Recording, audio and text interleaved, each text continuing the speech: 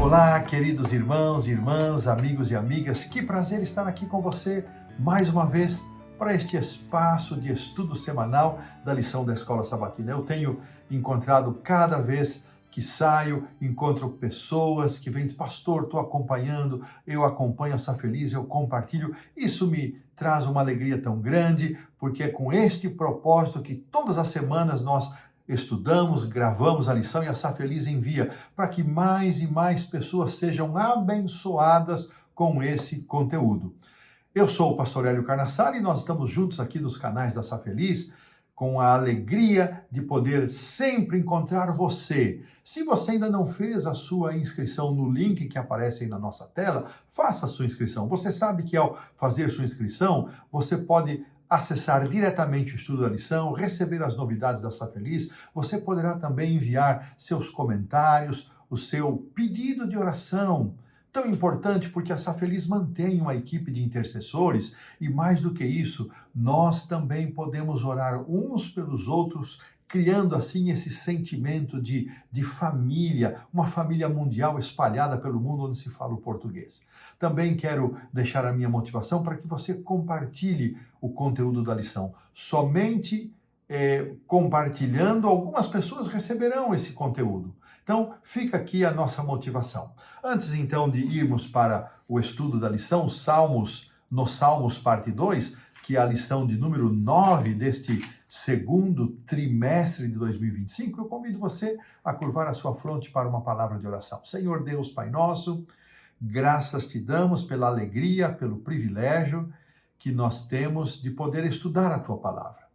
Graças te damos por esta igreja que nos serve, Senhor, de tanto conhecimento da tua palavra, de motivação para crescimento espiritual. Que o Senhor nos conduza, nos agracie com teu Santo Espírito e aonde quer que estejam os nossos amigos que nos seguem, que seguem essa feliz, que sejam abençoados, eu te peço em nome do Senhor Jesus. Amém. No Salmos, parte 2, já mencionamos, verso para memorizar, louvem-te os povos, ó Deus. Louvem-te os povos todos, alegrem-se e exulte as nações, pois julgas os povos com justiça e guias na terra as nações. Salmo 67, 3 e 4, salmo esse que voltaremos a considerar de maneira mais detida na lição da quinta-feira. Na verdade, além do Salmo 67, que estudaremos na quinta-feira, nós vamos passar pelo Salmo 46, domingo e segunda, Salmo 47 na terça-feira, na quarta-feira, o Salmo 75 e fechando a nossa lição, o Salmo 67 ali na quinta-feira. E esses salmos, um breve resumo daquilo que vai ser explorado nesta semana. No primeiro salmo, Deus nos é apresentado como sendo o nosso refúgio. Deus é exaltado. Que bênção! Este salmo, ele começa e termina com Deus. E que bom saber, meus queridos amigos e irmãos, que o refúgio dos filhos de Deus não é um lugar, é a pessoa do próprio Deus. Que maravilha! No segundo salmo, o nosso coração será aquecido pela lembrança, pela visualização de que nosso Deus será novamente glorificado como nosso Rei, como Rei de toda a terra. Salmo 47. Já no Salmo 75, nossas emoções serão fortalecidas com a certeza de que Deus é um justo juiz. E terminamos no quarto e último Salmo, representando assim o cumprimento da bênção sacerdotal, mostrando um Deus cheio de amor, bondade e misericórdia, presente entre o seu povo. Assim, esses serão os 4 salmos que iremos considerar e desta maneira, com a certeza de que Deus vai nos abençoar e nos conduzir neste estudo, colocamos um ponto final na lição do sábado à tarde. Indo então para o Salmo 46, que estudaremos iniciando na lição de domingo e depois segunda-feira, eu amo esse salmo. Por várias vezes já preguei sobre ele e é um salmo de grande inspiração. Esse salmo, ele começa com Deus e termina com Deus. E lá pelo meio também aparece uma declaração de que Deus é o nosso refúgio. Essa é uma ilustração que Deus está conosco no início, no meio e no fim da nossa caminhada, da nossa jornada. Que certeza abençoada, que maravilha é ter este Deus ao nosso lado. Eu vou pedir para a produção colocar o verso 1 maravilhoso verso 1. É conhecido por todos, mas visualizando será mais uma oportunidade de fixação na nossa memória. E diz assim, Salmo 46:1, produção, por favor. Deus é o nosso refúgio e fortaleza, socorro bem presente nas tribulações. Que visualização maravilhosa de Deus. Depois, no verso 7, vai aparecer novamente essa expressão de que Deus é o nosso refúgio, e o Salmo termina no verso 11, confirmando que Deus é o nosso refúgio, início, meio e fim, Deus nos acompanha na nossa caminhada.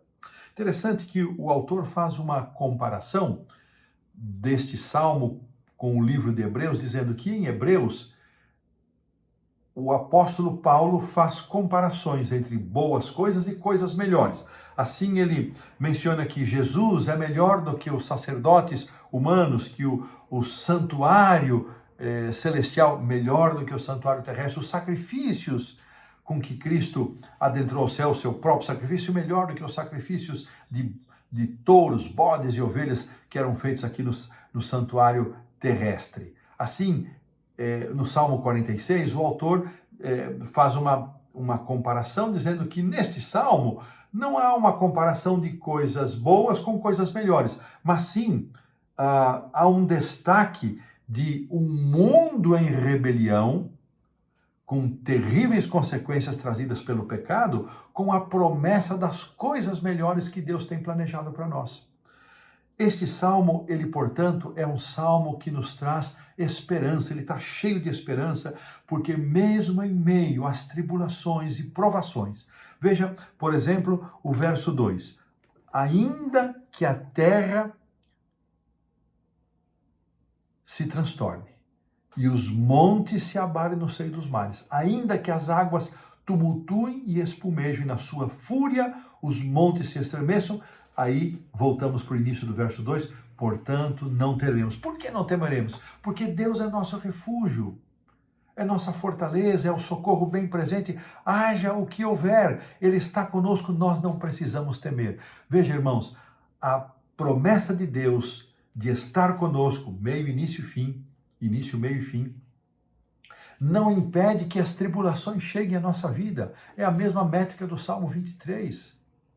Deus não prometeu que não chegariam tribulações, mas Ele prometeu que quando chegassem as tribulações, Ele estaria conosco, Ele seria o nosso refúgio, a nossa fortaleza, o socorro, a ajuda presente na hora da necessidade. E por isso não precisamos temer. Eu muitas vezes pergunto, por que é que com tantas promessas maravilhosas, com a garantia de que Deus é refúgio, fortaleza, o socorro, a ajuda na hora certa, ainda assim nós trememos? Ainda assim nós descompensamos, nós duvidamos e desconfiamos de que Deus nos ama. Essa é uma fragilidade humana que precisa ser transformada, nosso coração precisa ser transformado para que possamos confiar mais em Deus e confirmar na nossa vida, na nossa mente, nas nossas emoções, a certeza desta verdade maravilhosa. O Salmo, portanto, o autor destaca aqui, o verso 2, não temeremos. E agora, irmãos, ele fez uma comparação que eu nunca havia visto para esse salmo. Ele faz uma comparação desses efeitos da natureza, comparados com as tribulações que enfrentamos nesta vida. Ele agora aplica isso para a volta de Jesus, para cenas de comoção natural que acontecerão na volta de Jesus. Ele cita aqui Apocalipse 6,14, quando o céu vai se recolher e se enrolar com um pergaminho, montes e ilhas foram removidos do seu lugar. Ele cita a segunda carta de Pedro 3,12, dizendo que os céus incendiados serão desfeitos e os elementos ardendo se desfarão. Olha que interessante, mas este salmo não traz só a visualização da comoção, da destruição, da decomposição da natureza, mas ele traz para nós a certeza da esperança, a certeza de que o Senhor nos dará vitória. E ele termina dizendo que nosso mundo atual, com todos os seus males, ele não vai durar para sempre. Mas o que Deus promete é algo que mal conseguimos imaginar. Portanto, nós precisamos e somos convidados a permanecer firmes, perseverando na fé e nos apegando a esta revelação dada por Deus, confiando neste Deus que se apresenta como sendo o nosso refúgio, a nossa fortaleza e o socorro bem presente nas tribulações. Gosto de pensar no refúgio é naquele espaço seguro. Gosto de pensar em fortaleza como sendo a fonte de toda a força que nós necessitamos para permanecermos firmes. E gosto de pensar no socorro bem presente nas tribulações, que é um Deus que nunca nos abandona. Às vezes a ajuda não chega na hora e na maneira como nós desejamos, mas Deus nunca falha. Meu querido irmão, minha querida irmã, olhemos para as cenas lá do final do mundo, quando Deus promete resgatar os seus filhos. Mas vamos pensar também nos dias atuais. Você está passando por tribulações? A sua vida parece, conforme essa descrição, terra transtornada, os mares revoltosos, ilhas, montes transportando por meio dos mares, ilhas fugindo. Será que sua vida está assim, de cabeça para baixo, atormentada por tantas lutas e problemas? Lembre-se, Deus é nosso refúgio, fortaleza e o socorro bem presente nas tribulações. Que esta mensagem aqueça o seu coração, fortaleça a sua vida, confirme sua fé e renove a sua esperança neste Deus que é refúgio, o nosso bendito refúgio. E desta maneira, colocamos um ponto final na lição do domingo. Avançamos para a segunda-feira, onde continuamos com o Salmo 46, e aqui o autor vai fazer uma aplicação que havia muito tempo eu não vi a citação destes versos lá de Jeremias. Vou pedir para a produção colocar aí o capítulo 4 de Jeremias. É um texto, usei muito nos estudos bíblicos que eu ministrei quando obreiro bíblico, e quando ainda tenho oportunidade, procuro sempre estar ministrando estudos bíblicos, nós utilizamos os versos 23 a 26 de Jeremias capítulo 4. Diz assim: olhei para a terra e ei-la sem forma e vazia, para os céus e não tinham luz. Olhei para os montes e eis que tremiam, e todos os outeiros estremeciam. Olhei e eis que não havia homem nenhum, e todas as aves dos céus haviam fugido. Olhei ainda e eis que a terra fértil era um deserto, e todas as suas cidades estavam derribadas diante do Senhor, diante do furor da sua ira. O autor da lição faz aqui uma conexão das cenas de comoção natural do Salmo 46 com este texto de Jeremias, aplicando ao fim do mundo. E quando nós lemos acerca do milênio, a terra deserta, Satanás preso, esse será o cenário, esse que vai ser o cenário. Mas é interessante, irmãos, que ao fazer esta aplicação, o autor, aqui na lição da segunda-feira, ele procurou se concentrar não no colapso pelo qual esta terra vai passar, não nas cenas de destruição, mas ele chama a nossa atenção. E aqui ele agrega a profecia de Daniel capítulo 7, quando o profeta Daniel vê a visão dada a Nabucodonosor, no capítulo 2, da estátua ser repetida a ele na forma de animais. E ele então, o autor tem a habilidade agora de mostrar, recorrendo a Daniel 7, de que reino após reino, os grandes reinos que dominaram o mundo todo, um a um, eles fracassaram. Um a um, eles entraram em colapso. E, na verdade, a única promessa de fortaleza é aquela pedra. É aquela pedra que bate nos pés da estátua, se transforma num reino, ou então o Filho do Homem, que Daniel viu, a semelhança do Filho do Homem, vindo para estabelecer um reino que jamais será destruído. E esta promessa da vinda do reino de Deus, ela é confirmada aqui por Filipenses, por exemplo, 3, verso 20, onde Paulo nos diz que a nossa pátria está nos céus, ou então na descrição de Ezequiel 1, 26, do trono de Deus, bem acima do caos da humanidade, há um trono celestial. Jesus, no próprio discurso que ele fez aos discípulos, registrado em Mateus 24, ele fala de um mundo que vai de mal a pior.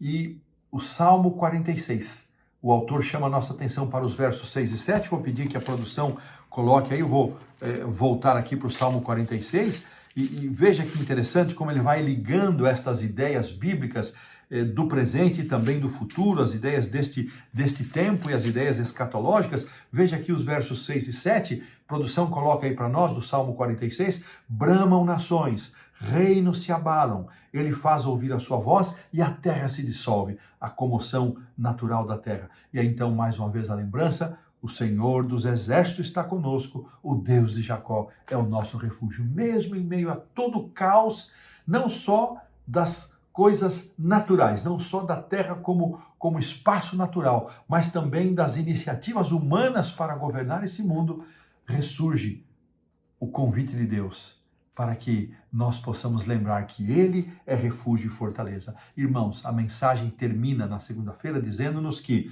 em curto prazo, ainda as coisas irão piorar, mas logo depois, no longo prazo, com Cristo tudo será diferente. Que a nossa fé, a nossa esperança não se concentre nas desgraças que nós vemos neste mundo atual. Eles são apenas um sinal de que algo melhor está por chegar, mas que os nossos olhos estejam postos não naquilo que é passageiro, não naquilo que é terreno, mas naquilo que é eterno. E com isto, que nós sejamos confortados e consolados com estas promessas, e desta maneira terminamos a lição, pomos um ponto final na lição da segunda-feira.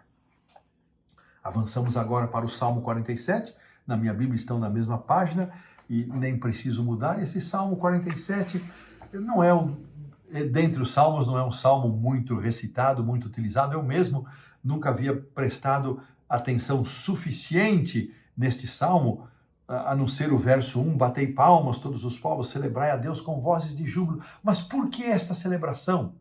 Então, este é o motivo da razão, e a razão pela qual o autor escolheu este salmo.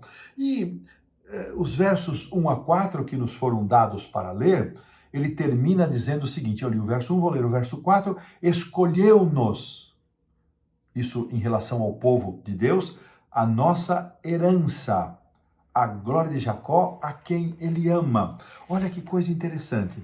O autor, ele faz uma ligação desta entronização de Deus, desta retomada da soberania plena do universo por parte de Deus. Ele cita o texto de Jó 1, verso 7, quando num concílio celestial, Satanás se apresenta e ele pergunta: Satanás, de onde vens? E ele responde: de rodear a terra e passear por ela. E aqui o autor dá uma explicação interessante. Satanás estava dizendo: eu estou vindo como representante da terra, como possuidor, dominador da terra. E a ideia aqui é que na antiguidade, onde você pusesse o seu pé, onde você estabelecesse o seu pé, isso era um símbolo de domínio, era um símbolo de autoridade.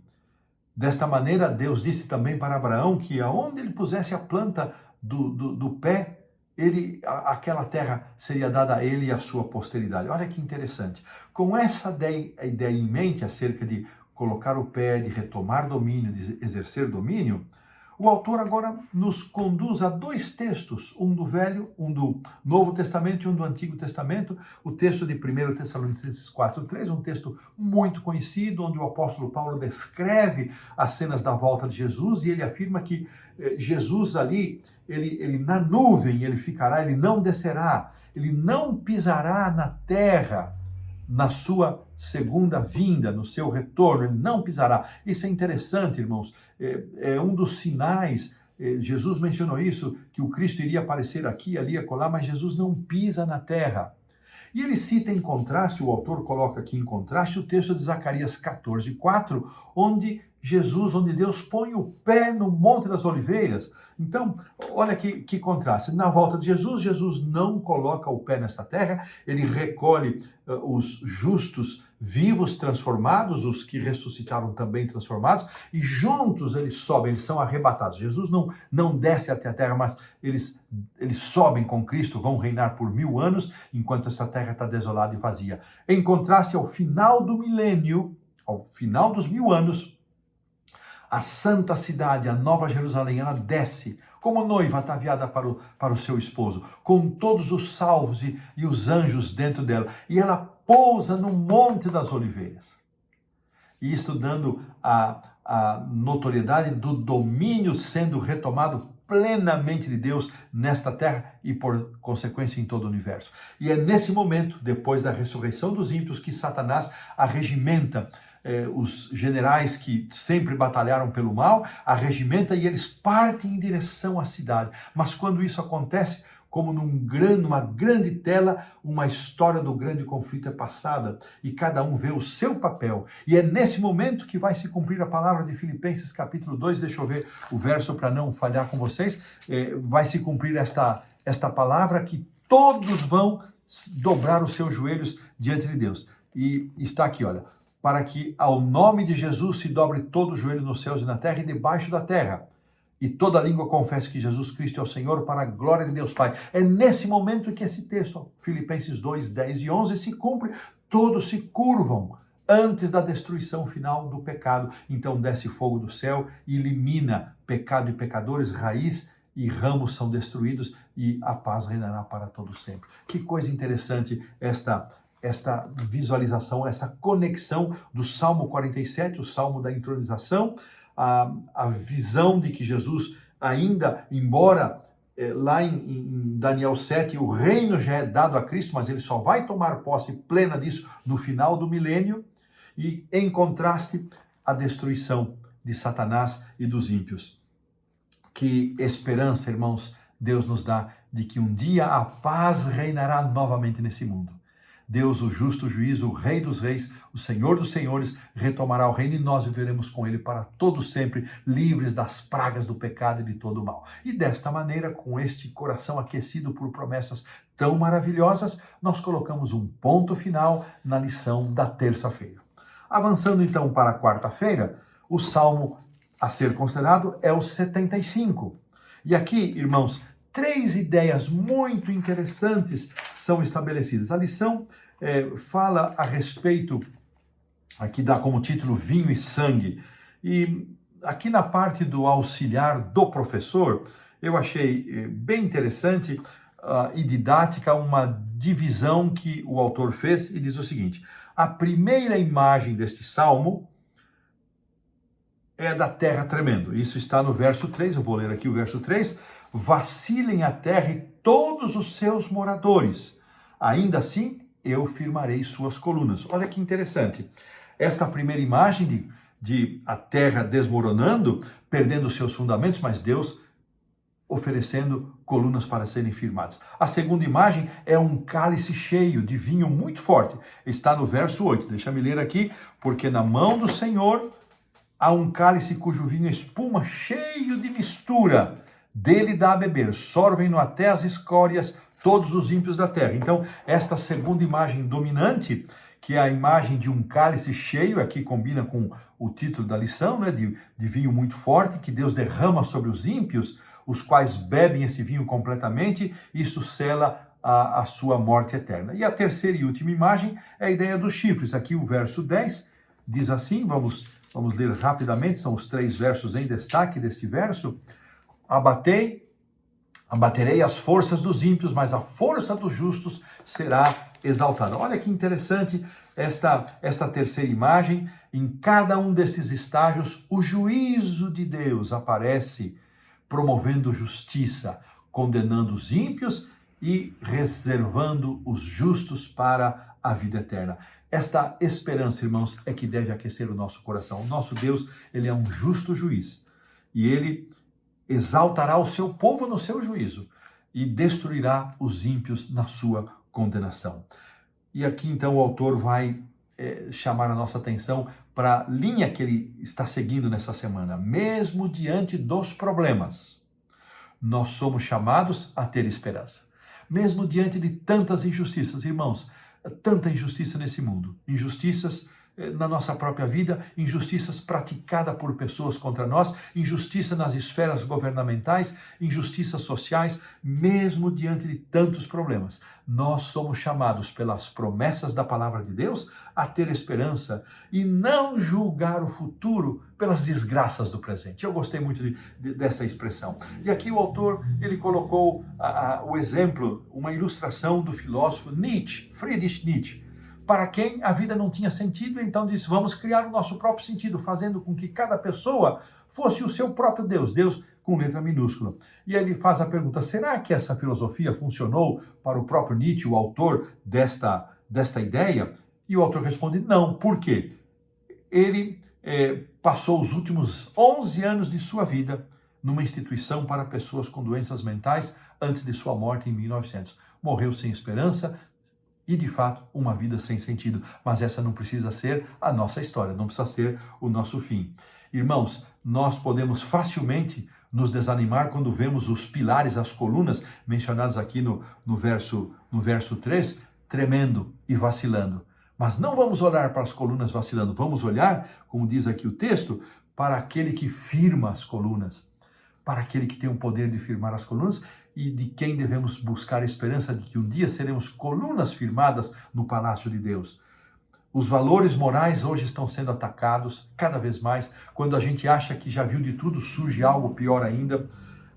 Mesmo nas questões fundamentais, estamos diante de tantas situações complexas que nos entristecem, nos desesperam, nos desanimam e perguntamos, será que isso tudo vai ter saída? Práticas imorais cada vez mais aprofundadas no lodo e na lama da imundície, da imoralidade. E então, irmãos, estas coisas, o pior é que antes isso era feito às escondidas, hoje são elogiadas publicamente, como vimos na abertura das Olimpíadas em Paris no ano passado.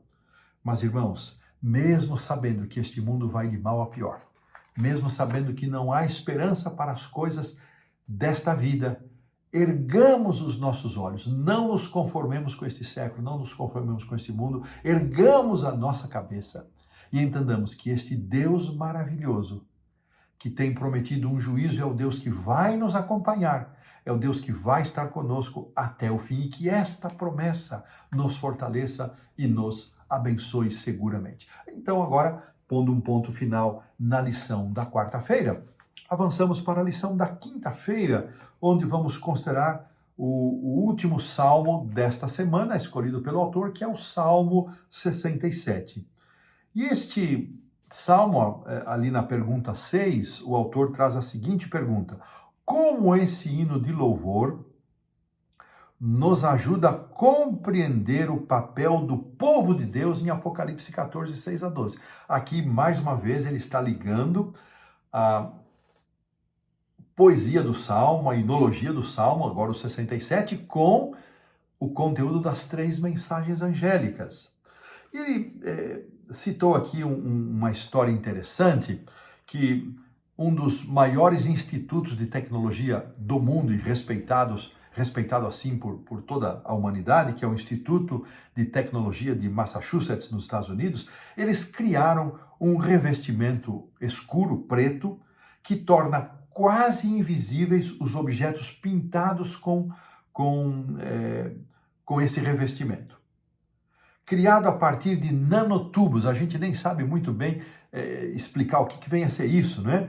Ele é muitas vezes mais escuro que qualquer material preto criado antes. Ele é capaz de absorver, isso aqui que me impressionou, 99,995%, quase 100% da luz visível.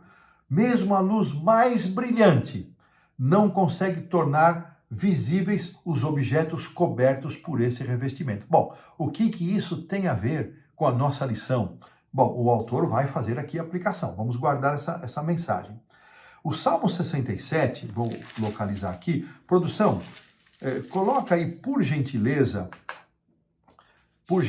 coloca aí o verso 1 do Salmo 67.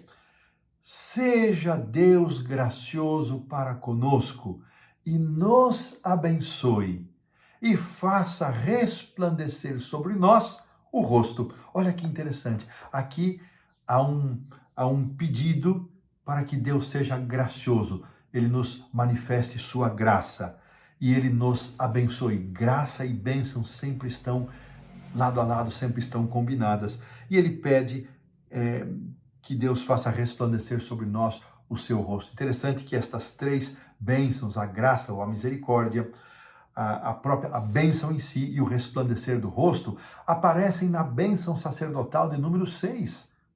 Muito interessante isso aqui. E o autor aplica que este pedido de que Deus faça resplandecer sobre nós o seu rosto, e ele avança pelo verso 2, dizendo, para que se conheça na terra o teu caminho. O autor então diz que no plano da salvação divina, Deus providenciou uma forma de readmitir pecadores em sua presença imediata e gloriosa, sem serem destruídos por sua glória. E mesmo agora na cruz do Calvário, a cruz do Calvário é que torna isso possível. Nenhum pecador poderia pensar em sequer alguma vez estar na presença de Deus, mas a cruz do Calvário, a redenção efetuada por Cristo, a sua salvação, a sua intercessão, a sua mediação, ela readmite que pecadores que aceitem sacrifício, que coloquem a sua vida sob o domínio de Deus, possam ser readmitidos. E aí vem aquelas cenas que nós já estudamos em Apocalipse 4 e 5, Apocalipse 14, de seres humanos na presença do trono de Deus. Isso nos chama a atenção para o chamado que Deus nos faz para refletir a sua luz para o resto do mundo. Em contraste, agora vai entrar aqui a aplicação da descoberta desse Instituto de Tecnologia. Se lá não reflete nada, aqui então Deus nos chama, ele faz o contraste entre algo que não reflete nada com o contraste daqueles que são chamados, aqueles que estavam na escuridão do pecado, que não tinham condições de refletir a bondade, a misericórdia, a salvação gloriosa de Deus, agora são readmitidos como salvos e na condição de salvos podem proclamar esta mensagem, cumprindo aqui o verso 2 deste salmo, dando o conhecimento de Deus, o caminho de Deus a todos os moradores da terra.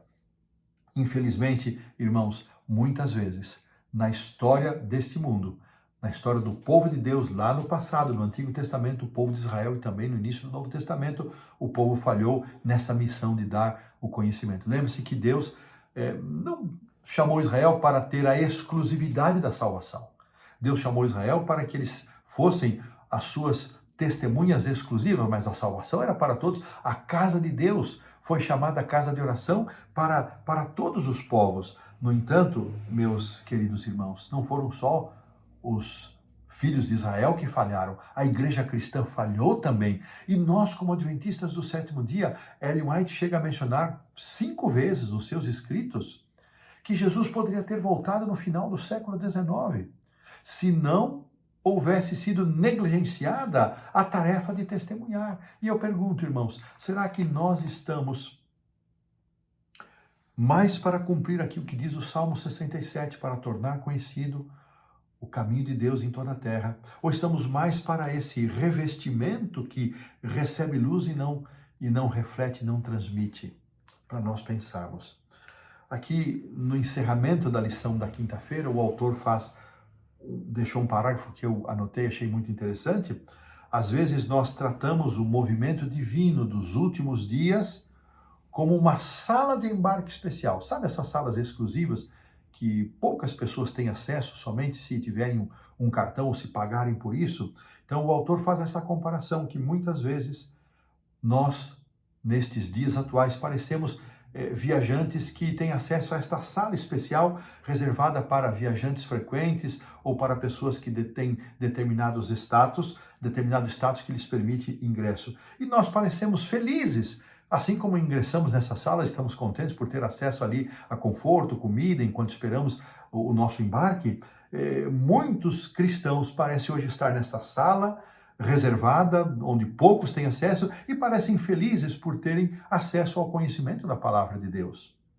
Mas, irmãos, enquanto estamos sentados confortáveis, desfrutando os prazeres e delícias desta sala, esquecemos que há milhares que estão esperando de forma desconfortável e estão despreparados para aquilo que está à frente. Que imagem fantástica, que ilustração poderosa. No entanto, aqui ele relaciona com Apocalipse 14, a igreja remanescente descrita em Apocalipse 14, aqueles que primeiramente são atraídos pelo Cordeiro, que acompanharão o Cordeiro, que foram transformados pelo Cordeiro, que foram santificados pelo Cordeiro. Eles têm uma missão.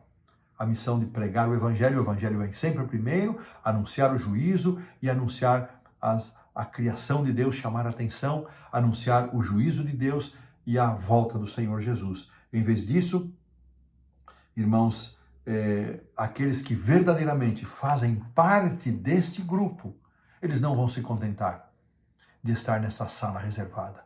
Irmãos, essa descrição me impactou profundamente. E eu muitas vezes já me vi dessa maneira, assentado confortavelmente na minha igreja, bancos estofados, almofadados, ar-condicionado, boa programação, ou então participando em programas, cultos e celebrações maravilhosas, enquanto na sala geral, onde está o povão, muita gente despreparada, não sabendo o que vai acontecer. E onde nós estamos? A que grupo nós pertencemos? Que Deus toque o nosso coração, que Deus nos sensibilize, irmãos, a partir da decisão individual. Isso é uma questão muito pessoal. Não podemos e não devemos julgar ninguém, mas essa realidade, essa mornidão de Laodiceia, ela realmente impede que nós sejamos mais agressivos no testemunho e no cumprimento da ordem dada pelo Senhor Jesus de pregar o Evangelho a todo mundo para que o fim possa vir. E desta maneira, com esta reflexão, pomos um ponto final na lição da quinta-feira. Avançamos então para a sexta-feira, onde o autor começa com um pensamento de Ellen White, do livro Atos dos Apóstolos, onde ele destaca a presença do Espírito Santo. Interessante que ele não mencionou o Espírito Santo durante a lição, mas agora, no encerramento, ele traz esta promessa do Espírito Santo, mencionando a forma como a igreja primitiva colocou-se nas mãos de Deus, reclamou esta bênção e, empoderada pela presença do Espírito Santo, saíram para pregar o Evangelho, desafiando-nos a fazer a mesma coisa. Os discípulos, aí ele escreve, deviam testemunhar até os confins da terra. Eram poucos, em pequeno número, sem recursos, mas eles abalaram o mundo conhecido daquela época. E nós devemos terminar o que eles começaram. Estamos nós conscientes dessa responsabilidade, estamos aceitando este convite, esse desafio, esse repto. Quando Cristo disse para levar o Evangelho a todo mundo, Ele não nos deixou sozinhos. Ele prometeu, eu vou estar com vocês até a consumação dos séculos, até o final dos tempos. A ordem dada por Deus não é para ser cumprida, queridos irmãos, apenas na nossa força e na nossa possibilidade, mas com o poder do Espírito Santo. Por isso ele incluiu aqui esse texto de Atos dos Apóstolos, para que saiamos não no nosso poder, na nossa força, que são mínimos e limitados, mas no poder de Deus, certamente com a presença do Espírito Santo e tendo a graça do Senhor Jesus Cristo a nos sustentar. E ele termina dizendo, vou pedir para a produção colocar esse pensamento aí, são as últimas linhas, da metade do segundo parágrafo para baixo. O Espírito Santo já está trabalhando no coração das pessoas. Somos chamados a estar presentes quando o momento da decisão chegar, para que possamos convidá-los a se unir ao povo de Deus com o Cordeiro no Monte Sião. Não precisamos inventar meios e métodos, porque nunca fomos responsáveis pelo trabalho. Deus é o responsável. Irmãos, que pensamento precioso, não é do Espírito de profecia, mas é um pensamento poderoso. Veja, o Espírito Santo já está trabalhando com essas pessoas e está trabalhando conosco também. Ele está nos mobilizando para irmos. E quando chegarmos às pessoas, nós vamos chegar em pessoas que já estão sendo trabalhadas pelo Espírito Santo. O nosso papel é convidá-las para que se juntem a nós e nós todos nos juntaremos ao Cordeiro. Não precisamos inventar moda, irmãos, não precisamos inventar moda. E eu estou percebendo, nós estamos num tempo que muita invenção de moda. Os cultos têm que ser muito elaborados, os programas muito elaborados, mas está faltando vida em mim, em você, na igreja, para sairmos dali, sairmos da sala especial e irmos para o espaço aberto e proclamar a mensagem da volta do Senhor Jesus. 3 perguntas para consideração, eu vou ficar com a primeira. Uma afirmação e 2 perguntas. A afirmação: muitos ainda não foram alcançados, embora as 3 mensagens angélicas se tenham espalhado pelo mundo. Afirmação. Primeira pergunta: como cumprir a tarefa que Cristo nos designou? Cada um deve encontrar a sua resposta. Como eu estou inserido nisso? Segunda pergunta: como evitar o desespero ao pensar que nos que ainda não ouviram as verdades para os últimos dias? Isso dá desespero mesmo. Quase 75% do mundo não conhece a Cristo. O cristianismo é uma religião de 2 bilhões e 400 milhões de seguidores, e mesmo dentre esses cristãos, poucos conhecem a verdade plena. A única coisa que nos conforta é que a tarefa é de Deus. Nós somos apenas os instrumentos. Pensemos nestas coisas, estejamos, pela graça do Espírito Santo, dispostos e disponíveis a sermos usados por Deus para a pregação desta mensagem. Convido você a curvar a sua fronte para a oração. Senhor Deus, Pai nosso, graças te damos por esse cutucão que a lição nos deu, por esse chacoalhão, por essa mexida conosco, que nós possamos sair da nossa zona de conforto, deixar a sala especial, que muitas vezes aqui representada pelas nossas igrejas e seus maravilhosos programas, não abandonar a igreja, mas não ficar só ali o tempo todo e sair para onde estão as pessoas perdidas e desesperadas e levar a elas conforto. Que sejamos nós esses instrumentos, Pai.